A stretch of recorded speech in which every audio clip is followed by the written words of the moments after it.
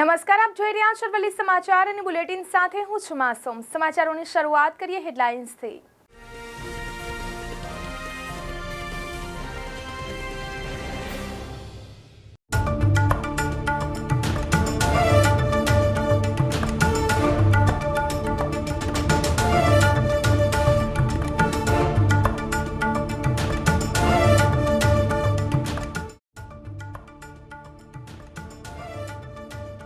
રાતી અંડરબ્રિજ બંધ રહેશે। 18 સપ્ટેમ્બરથી 15 દિવસ શાહીબાગ અંડરપાસ વાહન વ્યવહાર રાત્રે 12 વાગ્યાથી સવારે 6 વાગ્યા સુધી બંધ રહેશે।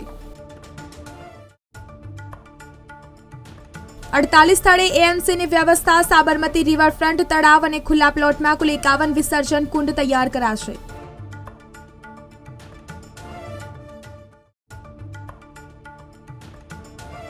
પ્રવેશ કાર્યવાહીની જાહેરાત કરાશે। એમબીબીએસની 39 સરકારી 447 ખાનગી કોલેજની બેઠક ખાલી રહી।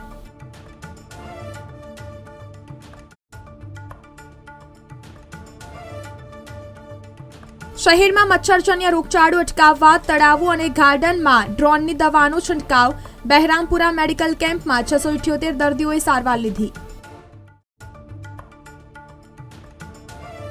ખેડૂતોને ચિંતા। જેતપુર વીરપુરમાં અતિવૃષ્ટિથી ઉભા પાકનો સોંથ વળી જતા ખેડૂતોની માઠી દશા।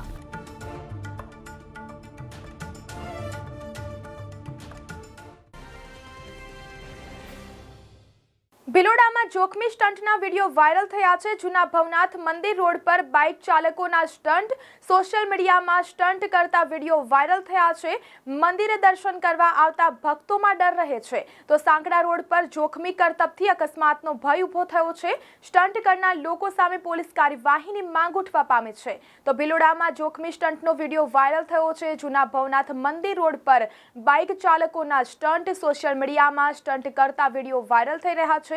મંદિરે દર્શન કરવા માટે આવતા ભક્તોની અંદર ડર રહ્યો છે। મોડાસા પ્રાથમિક શાળા નંબર 1માં AU small finance bank Modasa branch દ્વારા ધોરણ 3 થી 5ના વિદ્યાર્થીઓને 100 નંગ બેગનું વિતરણ કરવામાં આવ્યું હતું। જેમાં એયુ બેંકના મેનેજર યશપાલભાઈ તથા રિલેશનશિપ મેનેજર જીગર પ્રનામી, બીઆરસી હાર્દિકભાઈ, સીઆરસી હિતેશભાઈ તેમજ એસએનસી અધ્યક્ષ સોનલબેન તેમજ વાલીઓ હાજર રહી કાર્યક્રમમાં બાળકોને પ્રેરણા આપી હતી તેમજ શૈક્ષણિક માહિતી આપી હતી। સમગ્ર કાર્યક્રમનું સંચાલન શાળાના આચાર્ય અરવિંદભાઈ પરમાર તથા શાળા પરિવાર દ્વારા કરવામાં આવ્યું હતું। અરવલ્લી જિલ્લામાં શનિવારે ગણેશ ચતુર્થીના દિવસે ઠેર ઠેર વિઘ્નહર્તા ગણેશજીની પ્રતિમાનું સ્થાપન વાજતે ગાજતે કરવામાં આવ્યું છે। જિલ્લાના વાતાવરણમાં પણ ગણપતિ બાપા મોરિયાના જયઘોષ સાથે વાતાવરણ ગુંજી ઉઠ્યું છે। દુંધાળા દેવ વિઘ્નહર્તા ગણપતિ દાદાના ભક્તજનો દ્વારા જાહેર સ્થળોએ, ધંધા રોજગાર સ્થળો, શૈક્ષણિક સંસ્થાઓ અને ઘરે ઘરે ગણપતિ દાદાની સ્થાપના કરી ભક્તિમાં લીન બની ગયા છે। તો ગણપતિ મંડળ દ્વારા 10 દિવસ સુધી વિવિધ સાંસ્કૃતિક કાર્યક્રમોનું આયોજન કરવામાં આવ્યું છે। શ્રાવણ મહિનામાં ભક્તો શિવ ભક્તિમય બન્યા હતા। હવે ગણેશ ભક્તિનો પ્રારંભ થતા વાતાવરણ ભક્તિમય બન્યું છે ત્યારે બાળ પોલીસ લાઇન ખાતે ગણેશ સ્થાપના કરવામાં આવી હતી। મોડાસા તાલુકાના ટિંટોઈ ગામે ગણેશ ચતુર્થીના દિવસે વાજતે ગાજતે ગણેશ ચોકમાં ભગવાન ગણપતિની મૂર્તિનું વિધિવત સ્થાપન કરાયું। ટિંટોઈ ખાતે ગણેશ યુવક મંડળ તથા ગ્રામજનો દ્વારા છેલ્લા 20 વર્ષથી 5 દિવસ ગણેશ મહોત્સવ ઉજવવામાં આવે છે। ચાલુ વર્ષે ગણેશ મહોત્સવ 20 વર્ષ પૂર્ણ કરી 21મા વર્ષમાં મંગલ પ્રવેશ કરશે તો મૂર્તિના દાતા ગંગા સ્વરૂપ ધૂળીબેન લાલાભાઈ પટેલ તથા હિતેશભાઈ લાલાભાઈ પટેલ અને નિકુંજભાઈ લાલાભાઈ પટેલના ઘરેથી વાજતે ગાજતે ગણેશ ચોક મંડપમાં તેમજ વિધિવત સ્થાપન કરવામાં આવ્યું હતું। આજથી શરૂ થતા ગણેશ મહોત્સવમાં ગણેશ યુવક મંડળના સભ્યો, માતાઓ, બહેનો, બાળકો તથા મોટી સંખ્યામાં ગ્રામજનો ઉપસ્થિત રહ્યા હતા। સળંગ 5 દિવસ ગણેશ ચોકમાં ભજન કીર્તન, પૂજા આરતી, લોક ડાયરા, રાસ ગરબાનું આયોજન કરાશે। આજથી 5મા દિવસે ભગવાન ગણપતિની શોભાયાત્રા યોજી શામળાજી ખાતે આવેલ મેસવો ડેમમાં વિધિવત વિસર્જન કરવામાં આવશે। ભાવનગર બાંદ્રા ભાવનગર સાપ્તાહિક સુપરફાસ્ટ સ્પેશિયલ ટ્રેનની ફ્રીક્વન્સી ડિસેમ્બર 2024 સુધી લંબાવવાનો નિર્ણય લીધો છે। એટલા માટે જ તેને 3 મહિના માટે લંબાવવામાં આવે છે તો આ ટ્રેનને કાયમી ધોરણે ફાળવવાની જરૂરિયાત છે। ભાવનગર બાંદ્રા સુપરફાસ્ટ સાપ્તાહિક સ્પેશિયલ ટ્રેન જે દર ગુરુવારે ભાવનગર ટર્મિનસથી ઉપડે છે। બીજી તરફ વાત કરીએ તો ભાવનગર શહેરમાં સતત ત્રીજા દિવસે બપોરના સમયે જોરદાર ઝાપટા સાથે 1.5 ઇંચથી થોડો વધુ વરસાદ વરસી ગયો હતો, જેથી કુલ વરસાદ 539 મીમી થયો છે. ઘોઘામાં 0.5 ઇંચ વરસાદ ખાબક્યો હતો. ઘોઘામાં પણ સિઝનના કુલ વરસાદ 508 મીમી નોંધાયો છે. જેતપુર અને વીરપુર પંથકમાં ગત સપ્તાહે વરસેલા ભારે વરસાદના કારણે ઊભો પાક ધોવાઈ ગયો છે. આથી ખેડૂતોને પારાવાર નુકસાની સહેવી પડી હોવાથી નુકસાનીનો સર્વે કરાવી વળતર ચૂકવવામાં આવે તેવી માંગણી ઉઠી છે. જેતપુર અને વીરપુર પંથકમાં અતિવૃષ્ટિને કારણે ખેડૂતોના મોઢામાં આવેલો કોળિયો છીનવાઈ ગયો છે. ઉકાઈ ડેમમાં સતત પાણીની આવક ચાલુ રહેતા 80% ભરાઈ ગયું છે. સપાટી એલર્ટ લેવલ 336.34 ને પાર કરી 337 થઈ જતા તંત્ર એલર્ટ થઈ ગયું હતું.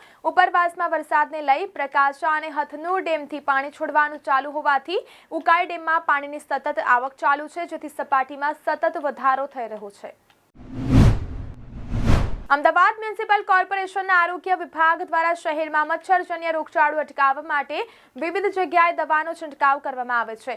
જો કે તળાવ કેટલાક તેમજ એસ્ટરો અને જ્યાં માણસો દ્વારા દવાનો છંટકાવ ન થઈ શકે ત્યાં આધુનિક ડ્રોન પદ્ધતિથી કોર્પોરેશન દ્વારા દવાનો છંટકાવ કરવામાં આવી રહ્યો છે. MBBS અને BDSમાં પ્રવેશ માટે 30 ઓગસ્ટથી 5 સપ્ટેમ્બર સુધી વિદ્યાર્થીઓએ રિપોર્ટિંગ કરવાનું હતું. મેરિટ પ્રમાણે કુલ 6,958 સીટ વિદ્યાર્થીઓ માટે ફાળવવામાં આવી હતી, જેમાંથી 5 સપ્ટેમ્બર સુધી કુલ 5,883 વિદ્યાર્થીઓએ ટ્યુશન ફી ભરી હેલ્પ સેન્ટર ખાતે રિપોર્ટિંગ કરી પ્રવેશ કન્ફર્મ કરાવ્યો હતો. 10 દિવસ ગણેશોત્સવની ઉજવણી કરવામાં આવશે. અનંત ચતુર્દશીના દિવસે ભગવાન ગણેશને વાજતે ગાજતે વિદાય આપવામાં આવતી હોય છે, ત્યારે ગણેશ વિસર્જન માટે મ્યુનિસિપલ કોર્પોરેશન દ્વારા શહેરના 48 જગ્યા પર 51 જેટલા વિસર્જન કુંડ બનાવવામાં આવ્યા છે. પશ્ચિમ રેલવેના અમદાવાદ ડિવિઝનમાં શાહીબાગ અંડરપાસ તત્કાલિક અસરથી 18 સપ્ટેમ્બરથી 15 દિવસ સુધી રાત્રે 12 વાગ્યાથી સવારે 6 વાગ્યા દરમિયાન સમારકામ અને જાળવણીના કામ હેતુ ટ્રાફિક માટે બંધ રહેશે. 18 સપ્ટેમ્બરથી 15 દિવસ શાહીબાગ અંડરપાસ વાહન વ્યવહાર માટે રાત્રે 12 વાગ્યાથી સવારે 6 વાગ્યા સુધી બંધ રહેશે. તો આ સાથે બુલેટિનમાં અત્યારે બસ આટલું જ. નમસ્કાર.